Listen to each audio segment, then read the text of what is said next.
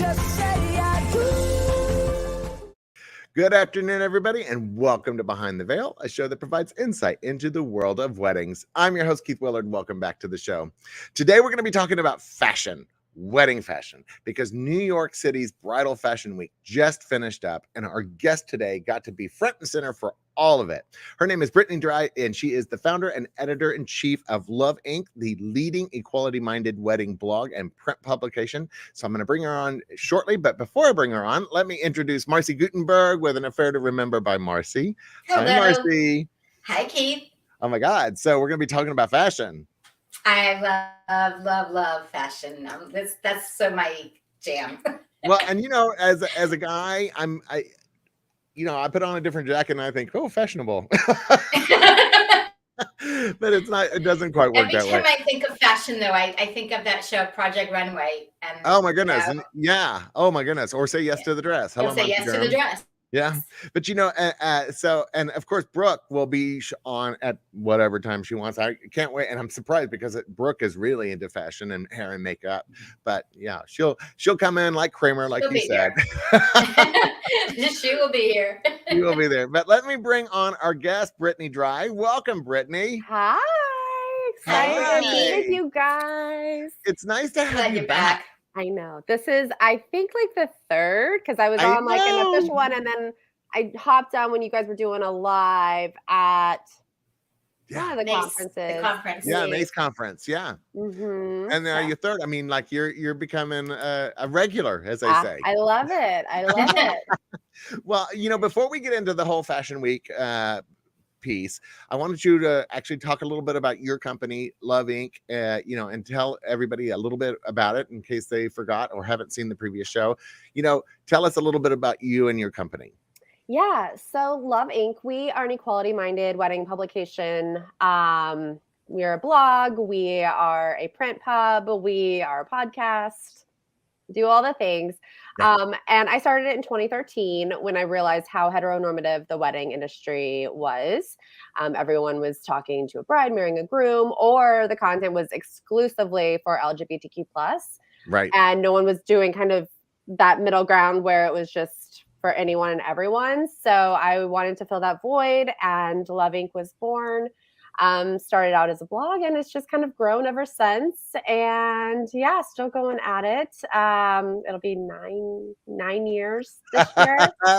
Doesn't that always catch you off guard? I know. It's like, oh my gosh, I can't. You have a little project, and and then all of a sudden it's like, gosh, 3 years later, but 9 years later, and you're like, wow. Yeah, we're a tap into the time. And then everybody, of course, says overnight success. And you're like, yeah. No. I've been working my butt off for years. Yeah. Right. Exactly. So, okay. So tell us about, because I was, my first question to you was first of all, how did you even get invited to New York Fashion Week? Because that's a kind of a dream for many of us. Yes. To be invited to that. So Bridal Fashion Week, I'll just kind of give you like the whole like gist of what it is. So basically it is, for bridal, it happens twice a year, October and April. For couture and ready to wear, it's in September and February. But for bridal, it is basically this opportunity for designers to present their upcoming collections to editors and buyers. So buyers from different salons all across the country, even world, will come, preview the gowns and the outfits, pick what they want to put in their stores. Editors are able to see, the trends that are going to be coming up in the next year. Yep. Creating content for that, and see, maybe samples that they want to pull for editorials, that sort of thing. So just being an editor, that's, the PR person sends me an invite, and God, I say yay or nay. Yeah. I have to tell you, if I got an invite, and it'd be like, oh, come to, I'd be like, what? Okay, first of all, is this junk mail? And then, the second be like, well, yeah, of course I'm going to be there, because, you get to see like, not only just like what is coming up, but, some of their avant-garde looks, I'm assuming as well, because you talked about editorial pieces, and, I've watched enough Project Runways to understand. Yeah. So usually, they'll have their tried and true, but, they throw editors a bone and give us some really great couture pieces that are just show stopping and make, we kind of like see it like, oh my God, this is photographed so beautifully. But I will say I've definitely had like wedding planner friends attend. This typically like happens when they work very closely with their couples on like the dress shopping or outfit shopping experience. Right. And so, if their client is very like, they are an Amsala person, like this is their vibe, this is their aesthetic that they plan for. They'll have a connection with that brand, with the Amsala brand, and they'll receive invites to the show. So cha-ching, cha-ching, cha-ching. I'm see just who saying, your couple is and what designer fits. So I've definitely seen some planners. It's not a lot, only a few, but I've definitely seen some planners at more of the brands that have a very, very strong aesthetic. Yeah. That's amazing. And I understand that for your podcast that it hasn't been published yet. It's coming up, but that you got to speak to Shelly from the Knot. Yeah. So me and Shelly Brown from the Knot. She's the senior fashion beauty editor over the Knot. We had a fun chat, editor to editor about Bridal Fashion Week and kind of like, a little inside scoop for my listeners on the podcast. So that is going to kick off our season 3. Podcast is called Inclusively Yours. Yep. And I'll be launching that in 2 weeks, hopefully. And we listened to it. So I'm excited about your 3rd season because I'm like, oh, this is a perfect way to start it off. But I'm glad that we actually get the scoop before. So let me ask.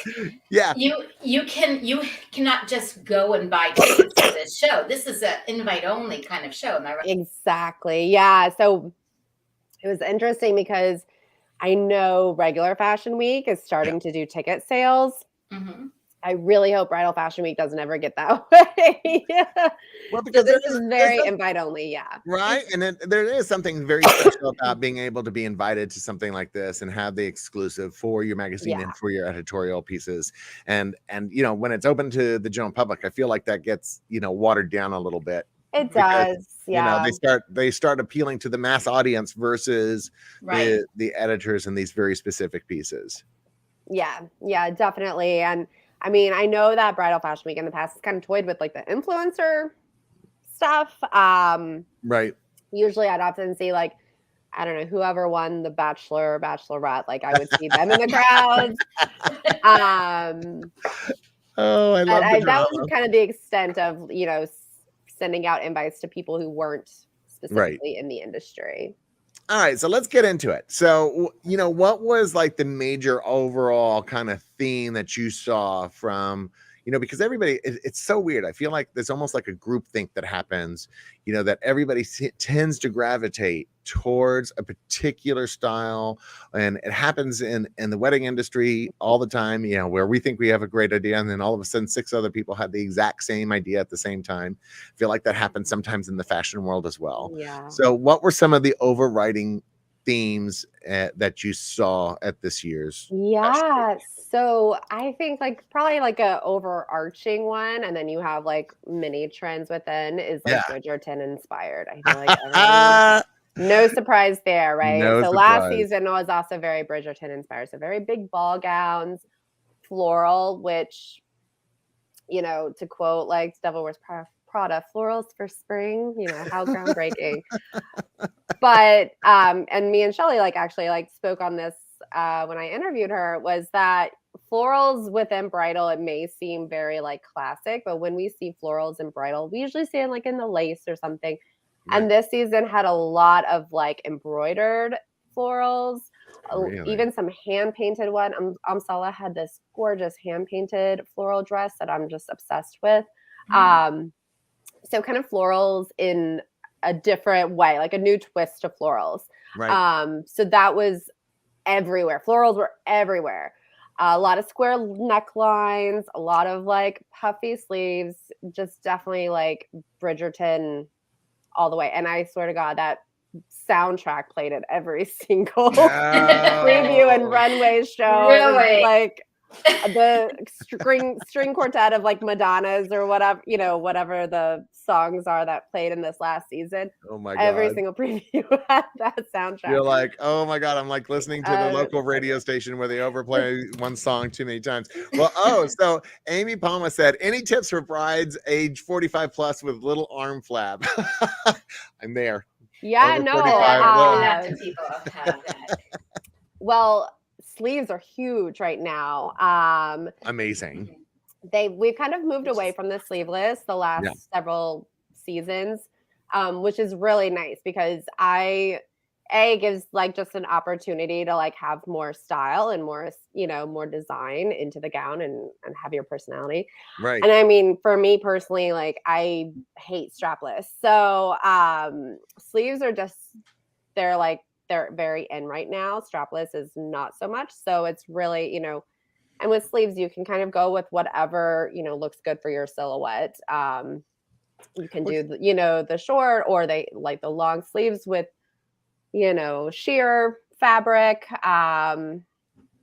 Yeah, lots of options out there. So is there a certain fabric that is kind of standing out for you as to what you saw on the runway? Yeah. The French Alençon lace is actually coming back, which is very, very expensive. So explain that. What, like, for somebody that's not fashion oriented like myself, what does that mean when you say that? Oh, well, the fabric itself, it's just so detailed.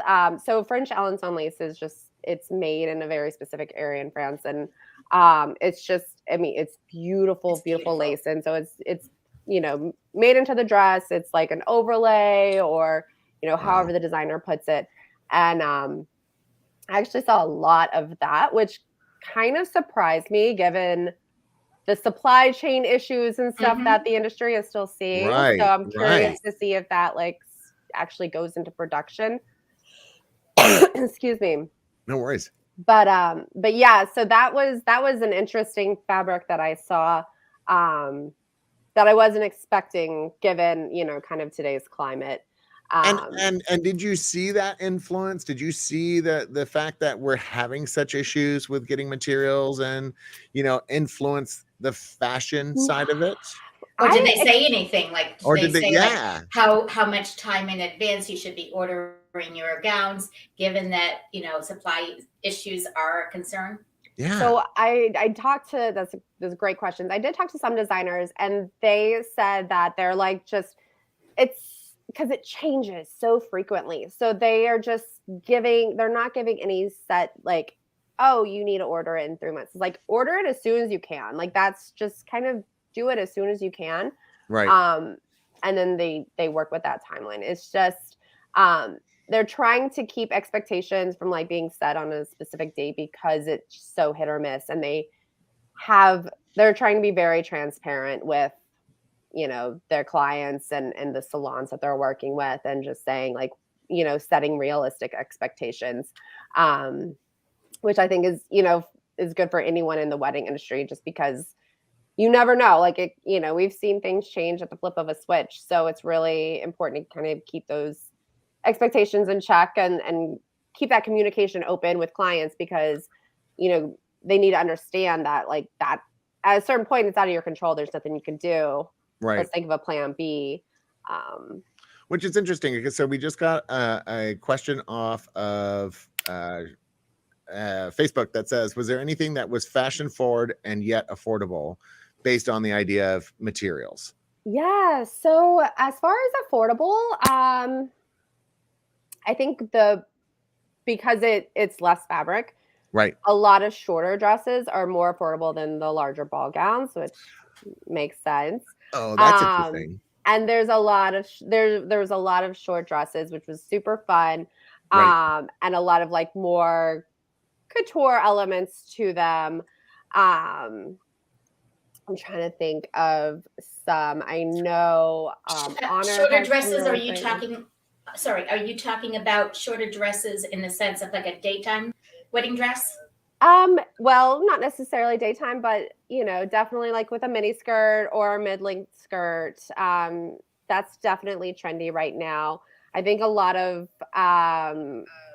soon-weds are, you know, they're doing what they want. They're not, if they don't want to wear a big gown, then that's not them. Then they're like, I'm going to do, or they change into a shorter dress. We see a lot of that too. So, you know, if you want like super, super couture, right, but still affordable, I would say kind of a short dress option might be good if that's like within your style, because it's, you know, usually a little less expensive. Well, but you know, depending on the design. But when you hear about short dresses, and typically people are like, oh, I'm gonna.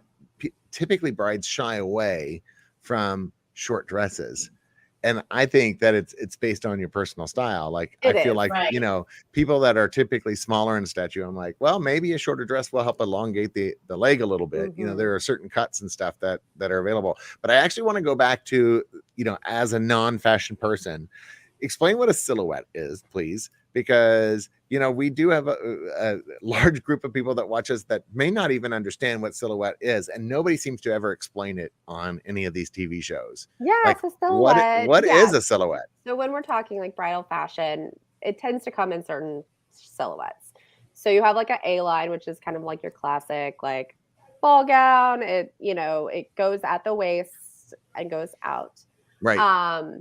One thing I did see, which is very like 90s, early aughts, is a drop waisted silhouette, which it's the hemline is down, like the hips area, right? Around the hips. Not super flattering. I was about to say, I mean, I don't want my ass shown off like that. Yeah, and it's a big ball gown, so you have, you know, I think it works good for, you know, people who want to elongate their torso. Right. But that's a hard one to pull off. Yes. But there was a lot of that this really season. Yeah. I mean, I feel like you have to be super thin to be able to pull something off like that, you know. Yeah. And so one of the things that one. And then Monty, you know, he said that the average size is size 18. So like, was there anything that was size 18 kind of? You know, as far as plus size options, yeah, before pre-pandemic, because this was like the first fashion week since before pandemic, right? That was in person. A lot of designers were striving for inclusivity as far as race, as far as sizing. Almost every runway show and preview had at least one plus size model. Thank God. I love that. Well, this time around, there was a serious lack of that. I know. Really? Serious lack. And I don't know if it was because people were doing less shows. Right. And so they have them in different formats. So you have like the traditional runway show, and then you can also do previews where you go into, you know, they'll set up in like a hotel room or something, and you go and the designer will have a model, like one or two models walking through, and they just change clothes, right? Just change the looks. Right. Like a trunk show kind of feel. And so I don't know if it was like, okay, we only have two models, so we need to make sure that these models can wear all the pieces. But there was, even in the runway shows, there was a serious lack of size inclusivity, which, I wasn't thrilled to see that. I thought we were going in the right direction, and unfortunately, there was a big lack of that. So, you know, and that's the thing is like, you know, and that was a real eye opener for me as an event planner, because, you know, I deal with real women, you know, real women in their real sizes. And I'm constantly saying, you know, do not compare yourself to these advertising and marketing campaigns, because that is not reality. You're soon to be, you know, person, either male or female, loves you because of who you are right now. Don't get into these crazy diets and change everything, because then you won't even recognize who you are, unless it's a life change because you want to do it for you. Don't feel like you have to squeeze yourself into an advertisement, because that's not how it works. That's not the reality of the world. Yeah, I had a couple of conversations with designers. You know, one of my questions usually is, you know, what size do you go up to? Right. And some of them were like, we go up to size 22, but we can do, you know, it's custom, so we can do more. And then some were like, oh yeah, size 16, size 18. That was their upper end. That was the upper end. And I remember shopping for my wedding dress, and I was like even smaller than I am now. And you know, I can definitely like something that I'm working on. But as all of us constantly. It was like I had to pay extra for a dress because it was like size 14 or something like that. And it's like Yes. ridiculous. And there's something really wrong with the industry on that. Well, I actually have a question for you. Have they said anything, and this might lead into the question that you're talking about, but when I was looking for my wedding dress, I was told that you may need to go up 1 or 2 sizes because the wedding dress market is very different than the general market for clothing. So the sizes are upwards of 1 or 2 sizes more than your normal size. Yep. So my normal size was 10 at the time. And so I was shopping for size 14. So yeah, it's just like that. Their sizing is a little off. Of course, like it varies designer to designer, but overall, yeah, usually you see the sizes be about 2 to 4 sizes, you know, you want to move up a little bit. Yeah. And so if you saw a lack of diversity when it came to weight, did you also see a lack of diversity when it came to skin tones as well? Because, you know, some people that in different, like me being a very light skinned redhead, it's a white is not my friend. Like, it is not my I mean, it makes me look paler than everything. And then those with more darker skin tones, not everything looks great on darker skin tones. Did you see like at least a nod to like being inclusive of different skin tones, or did they just kind of ignore that and do their own palette? Yeah, so they kind of, as far as like colors of the dresses, like I mean, it's ivory, it's white. Right. You know, there's definitely like some, you know, some designers incorporate colors, but for the most part, that's what you're going to get.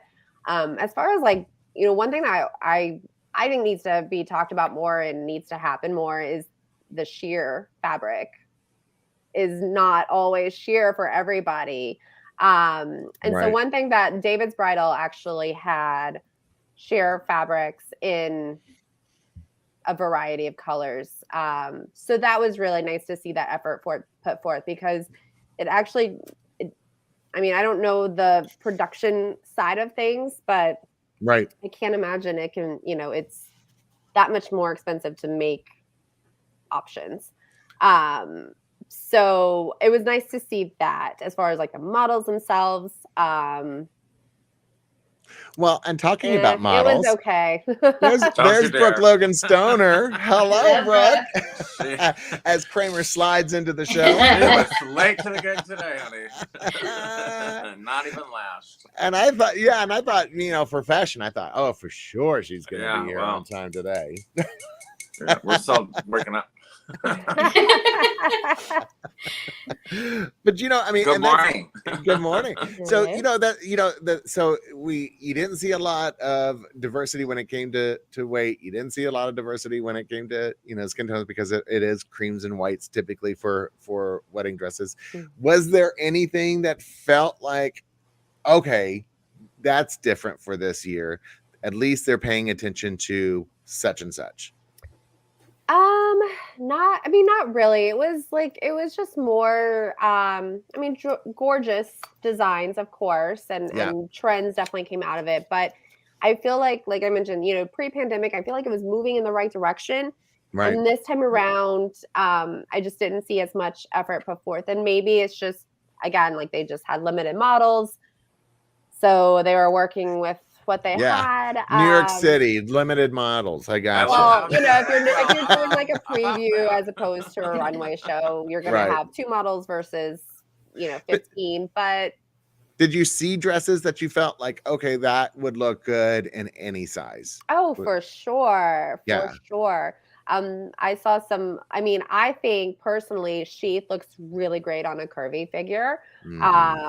So if you are curvy, like, I feel like it's scary for a lot of people who are more curved because it's very tight fitting, but it looks incredible. And I urge anyone who is more curvy that don't shy away from the Sheath silhouette because it just like shows you off in all the right places and it looks amazing. Well, if anything, I think Lizzo has taught us all a lesson. Yeah. You know, be yourself, be proud of the body that you're in. I mean, I just saw her on Saturday Night Live, and man, was she amazing. Oh my God. I love her. And you know, and that's somebody that did not shy away from doing sheers and showing off her body as it is now. And you know, and I'm hoping that those kind of things, because you said Bridgerton has had an effect on the fashion trends, but Bridgerton also has those cinched in waists and lots of boning, and you know, I just like, oh, that can't be comfortable. Was there any misconception? Then let's talk about that. See, here's the thing. Yeah. The way those were constructed, even back in the day, yes, they and it's evolved too. But like, if that's done properly, it actually doesn't hurt you if it's done right. Well, so, you know, if you're corseted right and it's manufactured right properly and it's made to fit you, like go get measured like you would do undergarments. Same thing. But you know, you wouldn't know to get measured unless somebody told you that, oh, by the way, a corset is not a corset, is not a corset. You need to have one that fits you and is made for you specifically, because people just are able to be curved at different points in their body. You know, and hopefully, you know, your dress will. I mean, that's the beauty of wedding dresses, is that so many are custom made for you. So that's hopefully something that the dress salon walks you through. But corsets were definitely, that was definitely a trend that I spotted for sure. So the puffy sleeves, the corsets, the big ball gowns, people were definitely going all out, huge ball gowns, which the last few seasons we actually saw a lot of more like minimalist designs. Right. I mean, just, you know, you have your at-home wedding, you have your COVID Zoom wedding or what have you. And now people are just like, we want to party. I'm going out hard. I've been sitting in my house the last 2 years. And this is going to be. I want to put on a big old ball gown. And I want the higher the heel, honey. Exactly. And this is going to trickle down into the wedding market as far as like wedding events. We're going to see bigger events down the road. Yeah. Well, you know, and I mean, I'm already seeing that. Yes, yeah. we are. And then what about like same sex? What about our LGBTQ people, you know, our couples and that are out there, you know, the non-binary couples? Were there any like wedding fashion that was kind of towards that? If somebody self-identifies as non-binary and wants something that's not way too feminine? Yeah, definitely. There was definitely like some more tailored options, less pants than usual. Usually I feel like in the past, designers were doing at least like one pant, and only a few did pants this season. Scorsese was a designer who had a few pants options that were like just breathtaking.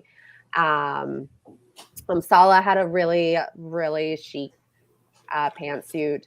So I definitely saw some pants options, some more like trousers, loose fitting, button downs, that sort of thing that wasn't like overly feminine. That regardless of how you identify, like it can definitely whatever your personal style is. What did you see that blew your mind?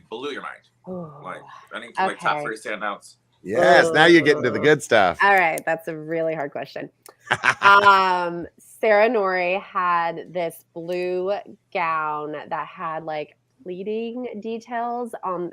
I have to send you guys a photo. It was like had this like it sounds weird, collar, but I mean tiered pleated layers, and it was absolutely stunning. And she even said, she's like, this is for my editors in the room.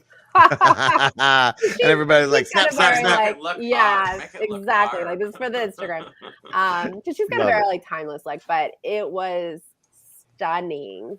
And it was blue? And it was blue. I saw a few designers had blue dresses. Yeah. Well, and you know, that's one of the things. I mean, I just recently saw a wedding where the bride was dressed in all purple and she was stunning. And I thought, you know, I would really love to see a more color come into the wedding market. And I'm hoping that Bridgerton has that effect on the general market, because in Bridgerton, the colors are bold in their fashion. And I'd like to see some of that. Did you see any other like pieces that were bold in color, or did everybody kind of stay in that cream? No, Inez had some really pretty like floral. She had a blue dress. I'm trying, but Inez DeSanto. So if you don't know this designer, if you want to talk about like drama, Yes, she always has these giant, I mean, I'm talking giant ball gowns and mermaid silhouette dresses where it's, you know, kind of, for those of you who aren't familiar with silhouettes, again, going back to that conversation, where it goes out at the bottom, at like your knees. Right. Mermaidish. I mean, Inez is known for always bringing the drama, and it was just a beautiful collection, though hers is always one of my favorites. But definitely had some color pieces in that, strong florals in that one. Yes. I'm trying to think. Hermione DePaula is another one who had a lot of color. So if you are someone who wants a lot of color in your dress, check out Hermione DePaula. Lots of florals in hers, but that's like her signature look is floral, so it's less like to be on trend. It's more just her style. Right. Really beautiful, like embroidered items and lots of color. She had this gorgeous like green gown that I really, really liked. That you're like obsessed with. Yeah. And you did actually say embroidered at the very beginning, that you saw a lot of embroidered florals, which I find really fascinating, that embroidery is actually making a comeback, you know? Yeah. And it's so, I mean, it's so intricate, these details, and it's just amazing what, you know, they're like pieces of art almost. And then did you find that the dresses were easier to walk in? Because that's like the number one complaint that I get from brides is like, I can't pee when I'm in this dress, and I can't walk when I'm in this dress. You know, I mean, at some point you would think the designers would figure out like, oh, I got to figure out a way for this poor bride to be able to, you know, Here comes built-in catheters. Yeah, exactly. You know, built-in catheter. Yes, absolutely. But you know, something that is a little bit more like workable, or do they like, look, it's your one day. If you don't drink water for 24 hours, that's just par for the course. I think it's, you know, there was so many different styles and silhouettes that, you know, if that was a concern, you can definitely find something. Well, nobody really thinks about that when they're shopping for the dress. You know, they look in the mirror and they're like, damn, that looks Make good. Sure you try to go pee when you're dress shopping. You mentioned that you saw a painted floral design work on a dress. Do you remember which designer that may have been? Sala had a hand painted one. Okay. And the Sala collection, I was so excited about this one particular because this was Mika Cho's his second season doing, you know, spearheading the creative direction behind Sala, which Sala's iconic brand, right? Right. And when she passed away, it, you know, it was still beautiful, but it just felt like something was lacking. And he's come in and has not only honored the icon of the brand and their signature style, but he's really like putting his own like spin to it and putting his own mark on it, and he's just doing it so beautifully. And so that collection was one of my favorites. It was feels absolutely like it's being stunning. refreshed. Yeah, a little bit of sparkle got life breathed back into it. Exactly. I get what you're saying now. When that little element's missing, but that was a lot of the shine. I think I get that totally. Yeah. And with color too, I think you got to be careful because like I love color, but also like that can turn into prom real quick, real fast. Mm-hmm. Yeah, it's true. So Amy has a quick question. She says she's a makeup artist and a mother of a bride. Always asks me for advice on what to wear. The dresses available are either too matronly or too sexy. Oh, that's an interesting question. Good point. Yeah, and by the way, we Rayanne Panciera has been a guest on the show, and she has a shop called Roseanne Dresses, in case you're looking for a mother-in-law dress. Susan Rose, yes. Yeah, Susan Rose, and so Susan Rose Dresses. One or two? Yeah, Brooke may have one or two of them, so she's local. So if you're local, go check her out for that. She can help you a long way. But any advice along along these lines? So, Mother of the Bride dresses aren't. I don't know. I'm trying to remember. I don't know if I ever remember seeing them shown at Bridal Fashion Week, but this time around, Sachin and Bobby actually had some Mother of the Bride or Groom dresses go down the runway show, which was really wonderful to see, and gorgeous designs. But I always say you don't necessarily have to like find a dress that is labeled like Mother of the Bride or Groom. Right. I think you wear whatever you feel beautiful in, and just a formal gown or whatever the dress code is. Just like an elevated version of what you would wear to a formal event. Because you want to feel special. You just don't wear white. If it's just don't wear white unless the bride's wearing green, and then you can wear white. Specifically ask you. I've heard some dramas. So I was a plus size woman before, and I know that for me, I had to wear things that were very either crepe like or organza or something more chiffon feeling. Did you see any of that on the runway this time? Some. It's definitely steering more towards, we're seeing less organza, definitely more, lace and tulle, but definitely, I think there's a little bit of everything each season. But it wasn't it wasn't a trend. I wouldn't say it's a trend. Yeah. Anything that was classic that you think is going to stand the test of time that you saw and went, yeah, that's not just 2022, that's 2025, that's 2028. Anything that really stood out and you went, yeah, that's a classic line? I think the florals will be around for a long time. That's florals a lovely just look. Go so hand in hand with weddings, and we've kind of seen them here or there in the in the past, but it was so strong this season that I feel like it's going to be integrated more and more in the ways that it did, because we've seen it in lace and Well, and I actually saw some of the photos from the fashion week, and there was one that really captured my eye, which was kind of like an organza overlay, but then it had florals, embroidered into the organza, which I thought, wow, first of all, how the hell did you do that? But it was just striking because it looked so light and airy and very English garden without feeling messy. And I thought, that's a fine line to walk to be able to do that. It's artistry to be able to do that. It's fine line to stitch, Charlie. And you know what I loved about it is that it looked like it would look good on lots of different women because of where the waistline ended up being. And I thought, oh my God, you could be a size 2 and you could be a size 18 or a 24 and you would look great in this dress because I had just enough organza to kind of soften the angles a little bit. And I thought, smart. So any drama during Fashion Week? Did you see anybody fall, or did anybody get drunk or say something stupid that we haven't heard about? Because let's get to the meat of this, man. Oh, man, I wish I had some tea to spill. Right? That'd be amazing. Actually, I have a question. So like about 4 years ago, maybe even 5 years ago, the accessories were pretty big when it came to like waist, little belts. Is there any kind of an accessory that is hot right now?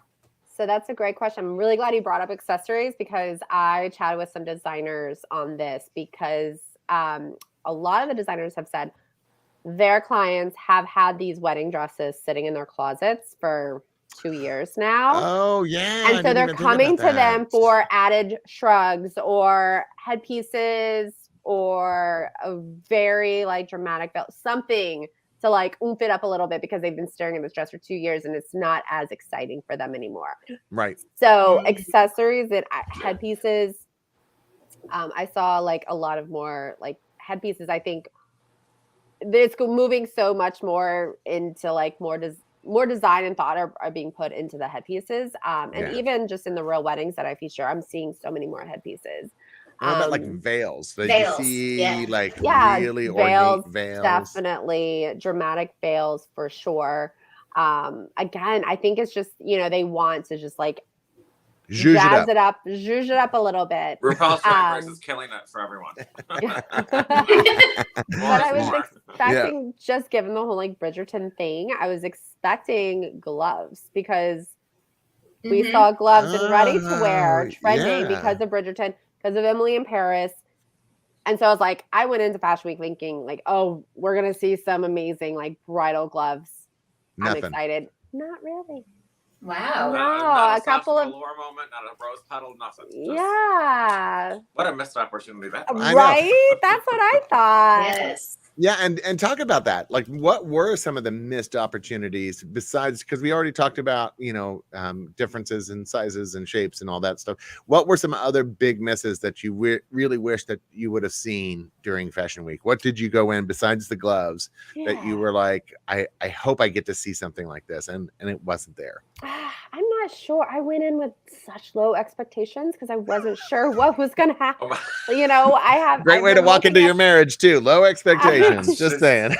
I have been looking at these collections over like It's really like gauntlet. shitty Zoom presentations the last 4 seasons. Wow. So I had no idea. And so I was, went in with very low expectations, but it felt good to be back and in person. It felt like designers were like back at it full on. There wasn't sure the really energy was anything amazing. that was Yeah. like half-ass, people were all in.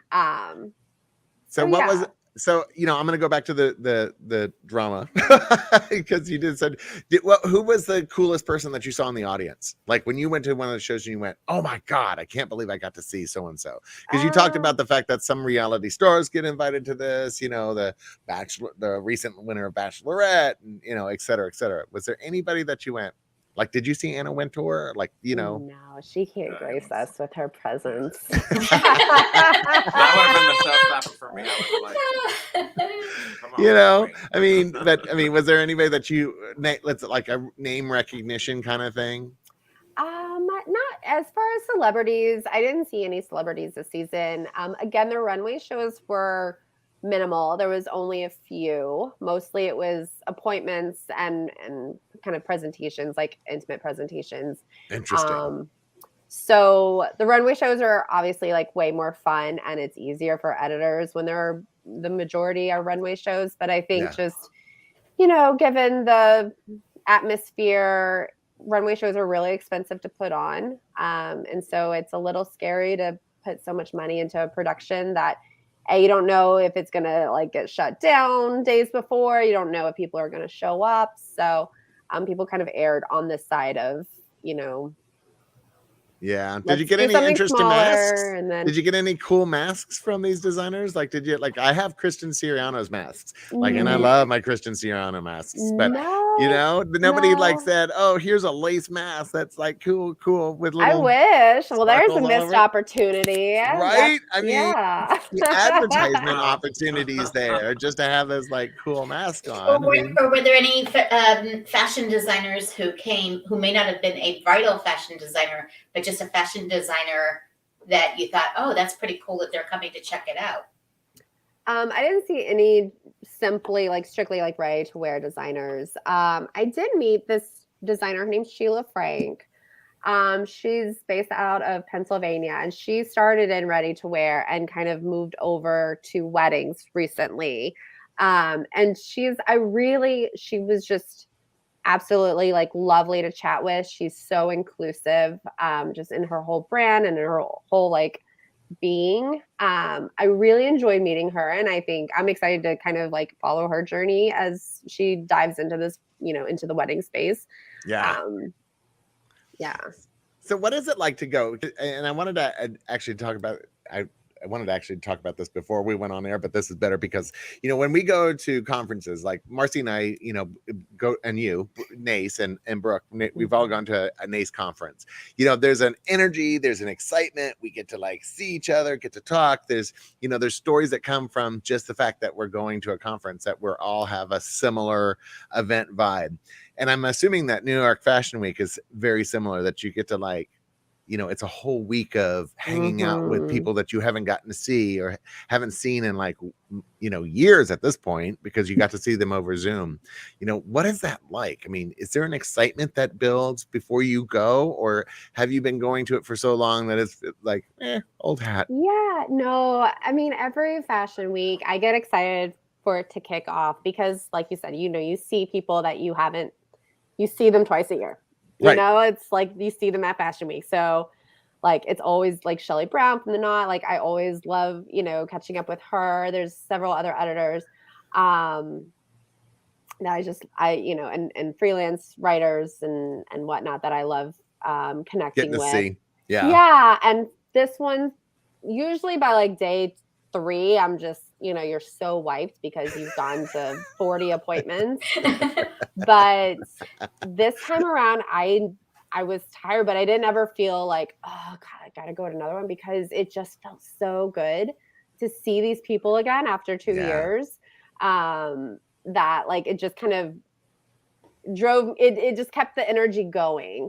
Yeah. Where I hadn't experienced that in the past. Less, you know, when you're going, you get worn down, and it's like, okay, like here. And were there any special events that were focused on the people coming to New York City Fashion Week that you got to go to? Like, you know, when NACE does an event, they have like one night that we're at the stadium, and then they have another night when, you know, I know this isn't a conference kind of thing, but was there anything geared towards the New York Fashion Week attendees that you're like, oh, go to this cocktail party or go to this cool new bar? Or did you go to any of those cool new places? No, not really. I know that Maru and Val for the Girls did an event that week, but Yeah. I don't know if it was like because of Bridal Fashion Week that they were doing it, because it was more like wedding pros versus like magazine editorial people. Right. I did go to that. That was fun. That was another like awesome event where I got to see friends I haven't seen in so long.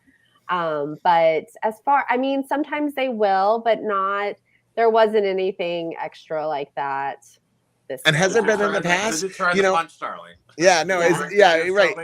Well, and was there anything in the past like this? And do you think that COVID made a massive change when it came to that? And do you hope that it goes back to that? I mean, was it super glam and over the top before, and now, you know, it's going to No, be? there wasn't really any. I know for October, the Knot used to have their gala, their big gala in October, and it usually lined up with Fashion Week.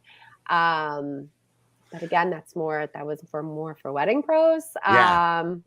It's so funny because when I hear somebody say, and this is from, you know, somebody that is not involved in that, when I hear somebody say, oh, I went to New York City Fashion Week, I mean, all sorts of ideas come into my head, and I'm thinking, oh my goodness, you come in and they wine and dine, and you go to this fabulous party, and then you go to this fabulous runway show, and then afterwards you drink champagne and you get to meet all these like amazing people. I mean, because that's what's in my head. And it's like, Girl, you know, and someone's watching Double West Prada too. I know, I'm watching too much TV. I'm watching way too much TV. But you know, I mean, it's exactly, Brooke. It's not like that. My favorite at least movie for that bridal. All Shade, that is my favorite movie.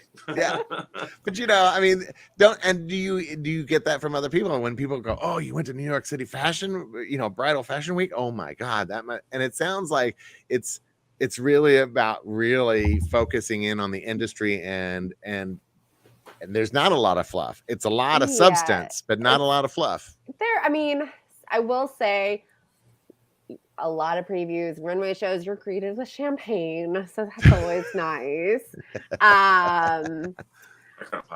That, you know, there were probably, I would probably hit up like, I don't know, maybe 3 or 4 cocktail parties. There would be, you know, something going on. I know Loverly used to put on something. But that was in the past. It was in the past. And I don't know if it's, you know, I think a lot of people are just still too nervous to throw an event because they don't know. Yeah, it's just like, I don't know if it's gonna. Unlike like with a wedding, like it's not something you can postpone. It's like you have 1 week, and if it doesn't happen, then you're just kind of SOL. So, we'll see. We'll see. October is always bigger, anyways. Like as far as how many designers show, as far as you know, the events around it. October is by far bigger than Yes. April. So we'll see how October goes. I have a feeling it'll be bigger Similar. and normal. Let's hope. I hope so. But we'll see. So And then There's a- when should we see these pictures and stuff show up in your publication and on your blogs? yeah, so I wanted to make sure you guys had the first scoop before I Boom! publish. Yes, that's what I'm I've- talking about. I have so I have a blog post going up tomorrow with a trend roundup, and then I'll do like a trend roundup in their next issue. And then and there'll be pictures and other things that you'll be able to look at. Yeah. And Marcy, then you we'll gotta- have like sorry. I'll upload the galleries. So, you know, the PR people send us all the images of the dresses. I upload them into our dress galleries that you can really, so you excited. can filter by silhouettes and by style and sleeves and neckline and stuff. all that good stuff. All the things. So, all Ah. the things. Marcy, what was the So, question? yeah, so Panina Tournay, who is very big in the Kleinfeld area, was Mhm. she showing at this event, or even Randy Finoli, because he now has his own line? Mm. No, if I remember Yeah. correctly, they are October only. A lot of designers only do October. Oh gosh, that's interesting because then Yeah. it's before the new year, and so they're looking for 2023. So you'll see the 2023 in October. Yeah, they'll either do one collection or they'll just do, you know, like just Here it is. imagery. Yeah. So let's I'm gonna divert to amazing. Loved hearing about all the fashion stuff. I want to hear a little bit more about Love Inc. and then what's been going on in your world, because you know you've got an amazing podcast that's going on. So and you're about to publish season 3. And I know Yeah. that you have a conversation with Shelly from the Knot. Is there Yes. anybody else that you're like excited to be talking to or already have and waiting to publish it? Like what's going on we in your have world? some good guests. I've got a recording with Brian Green coming up that I'm really excited about. We're talking on luxury weddings. Yeah. I chatted with Adia Winnica, formerly the Knot, and now she co-founded Maru. Yeah. So we are talking financing and budget for your wedding and all that good stuff. That was we've already recorded. That was a really, really good conversation. And I think we kind of tapped into some things that so many it's like taboo to talk about money in the wedding industry. Yeah. So so we're talking about it, and it was a really, really good conversation. That's exciting. Who else? You know, Yeah, and that is but- one of the things about these podcasts is that, you know, it's our job to like talk about those things that people don't really want to talk about. Exactly. Because how else are you supposed to learn? You know? Yeah. I mean, that's Yeah. one of the things that we really loved about, you know, having you on the show and having other, you know, our guests on, is that we get to see these inside looks and have those conversations that you typically wouldn't have with a client or, you know, Mhm. another event pro at an event, because it's, you know, not politically correct, or you don't want to scare people off. It takes me all 3 minutes to show up late to destroy a guest. Okay.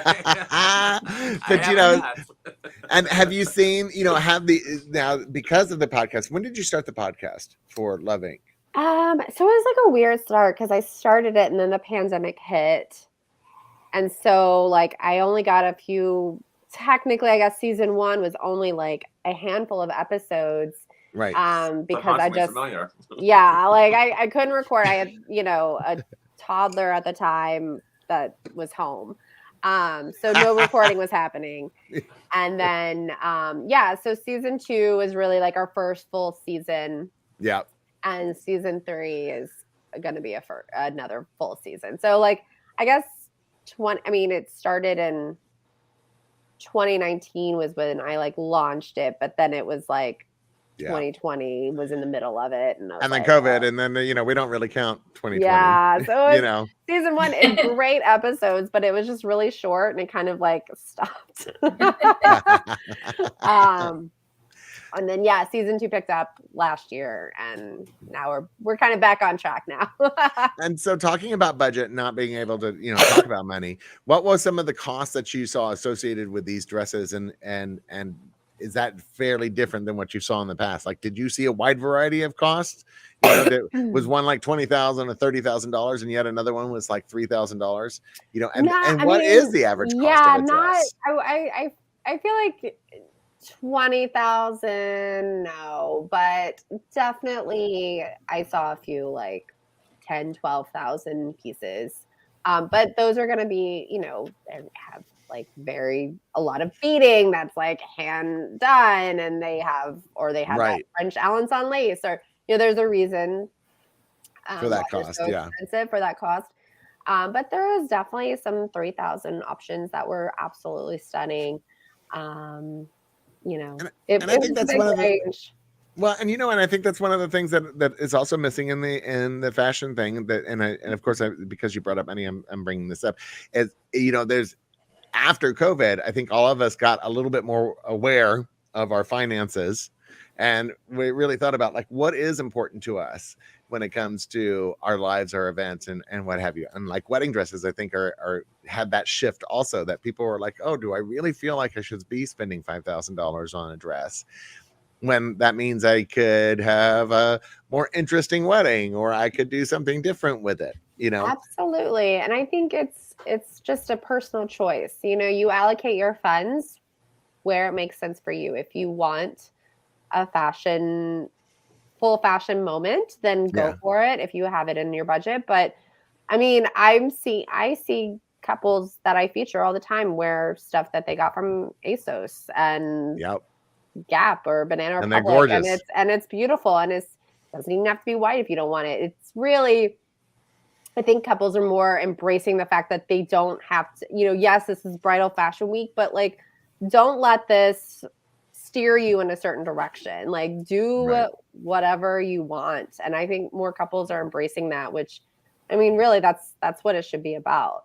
And I'm actually have a lot more couples like going into doing outfit changes, and not just the bride, like both brides or both grooms, or the bride and groom, like both couples are going through an outfit change. And I love that, because I feel like that adds a whole nother level. And it also provides a little comfort to somebody that is in the big ball gown, the Bridgerton ball gown for the ceremony, and to be able to get out of that and get into something a little bit more comfortable for the party phase, so that you do get the best of both worlds. Yeah. And or a full suit. Yeah, exactly. And so many outfits have that like second look built in. That's definitely like a trend that's been kind of continuing for several years now, is the second dress is like, exactly. You take off the ball gown, there's a cute little skirt underneath, or pants or what have you.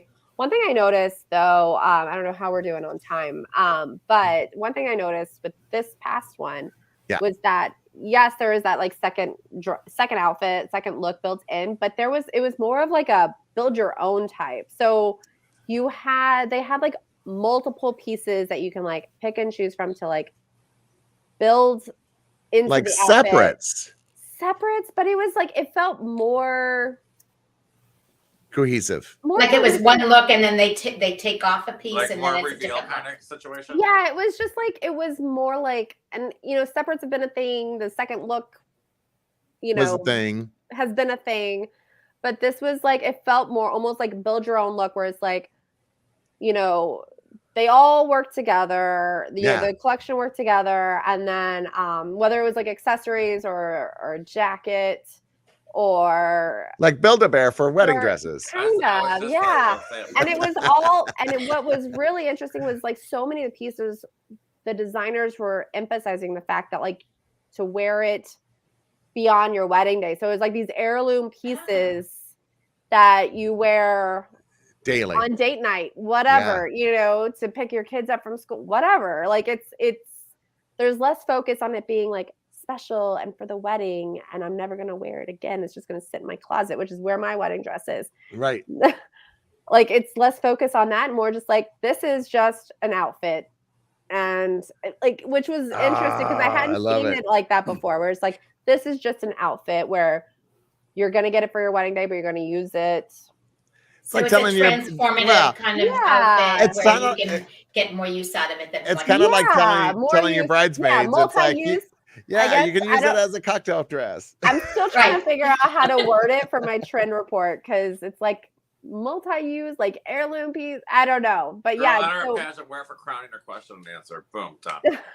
or you know, or Thank you. wearable Happy fashion, wedding. you know, wearable wedding fashions, you know, Where, something yeah. that you can So use in your day-to-day life. I love that because it's like kind of like your ring, you know, it's something that you're going to be able to Mhm. wear in the future, and then people go, oh, that's beautiful, where'd you get that? Oh, yeah, this was part of my wedding this was dress. my wedding dress. Yeah, it was definitely like I said, I've seen the separates and I've seen that before, but this like idea of wearing it anytime you want it Special. after, it was kind of like a new lens of looking at it. Oh my God, that's Nice. amazing. Nice. All right, my loves. Oh, that's it. Oh my God. With So we that, talked that went by so quickly. I know it's crazy how quickly an hour goes by. But Brittny Drye, thank you so much again for being on our show the third time. Yes.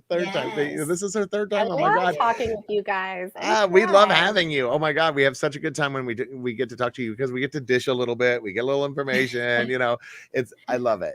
It's perfect, and you're always such a joy, and you're just filled with so much love and energy and positivity. It's just lovely to have you on the show. So thank you for being on it. And if you want to check out Brittny Drye, remember that she is the editor-in-chief and founder of Love Inc.